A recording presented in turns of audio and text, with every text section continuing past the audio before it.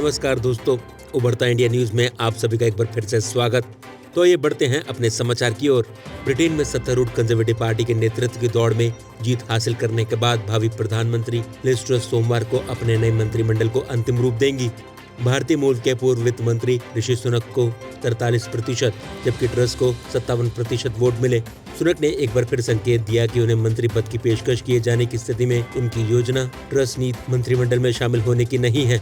उन्होंने चुनाव परिणाम घोषित होने के बाद एक साक्षात्कार में बीबीसी से कहा, मेरे पास जो विभाग था उसका होना एक वास्तविक विशेषाधिकार है।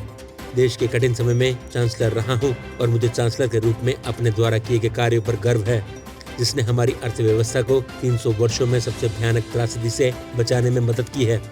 तमिलनाडु के तंजावुर जिले के अरुलमिगु वेदपुरेश्वर मंदिर से 62 साल पहले हुई भगवान नटराज की मूर्ति अमेरिका के न्यूयॉर्क से मिली है। तमिलनाडु पुलिस की अपराध जांच शाखा के मूर्ति प्रकोष्ठ ने सोमवार को यह जानकारी दी।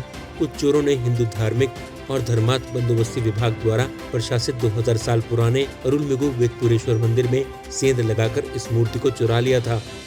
सोमवार की सुबह हजरतगंज के सुल्तानगंज इलाके में स्थित लिवाना होटल में भीषण आग लग गई। आग में झुलसे लोगों को सिविल अस्पताल भेजा गया। अभी तक होटल के अंदर से 18 लोगों को निकाल लिया गया है। कैलिफोर्निया के सैन फ्रांसिस्को पहुंचे केंद्रीय मंत्री पीयूष गोयल ने कहा कि भारत दुनिया के सबसे आकर्षक निवेश स्थलों में से एक बन गया है। विश्व के नेता और विकसित देश भारत के साथ अपने जुड़ाव का विस्तार करने का प्रयास कर रहे हैं। भारत में गेम चेंजिंग आर्थिक सुधार किए गए हैं। आर्थिक गतिविधियों की सीमाओं का विस्तार करने के लिए नया उत्साह है। भारत में विकास दर बताती है कि हम 30 सालों में $30 ट्रिलियन की अर्थव्यवस्था बनने की ओर अग्रसर हैं। पीयूष गोयल ने कहा कि कोविड, यूक्रेन रूस के बीच संघर्ष के साथ दुनिया भर में मुद्रास्फीति में वृद्धि हुई है। विकसित देशों में भी मुद्रास्फीति 10 से 11% है, जबकि भारत में ये दर 6 से 7% के बीच है। धरती के भगवान कहे जाने वाले डॉक्टरों ने दिल्ली में एक महिला के पेट से करीब 45 किलो फुटबॉल जितना एक ट्यूमर को बाहर निकाल उस महिला की जान बचाई। दरअसल ये मामला दिल्ली स्थित सीके बिरला अस्पताल में सामने आया, जहां डॉक्टरों ने पेट दर्द की परेशानी लेकर पहुंची 32 वर्षीय महिला के पेट से लैप्रोस्कोपी सर्जरी के जरिए फुटबॉल के आकार का ट्यूमर ऑपरेशन पूरा कर बाहर निकाला। ट्यूमर इतना बड़ा था कि 14 डॉक्टर को ऑपरेशन पूरा करने में 2 घंटे लग गए। ट्यूमर 4 फीट चौड़ा और 9 इंच लंबा था।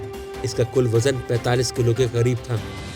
कर्नाटक के बेलागावी जिले के नेगिनहाल गांव में गुरु मादिवलीश्वर मठ के महंत का शव मिला है और पुलिस को संदेह है कि ये आत्महत्या का मामला है। बसवसित लिंगा स्वामी जी का शव सोमवार सुबह मठ के परिसर में स्थित उनके कमरे में मिला।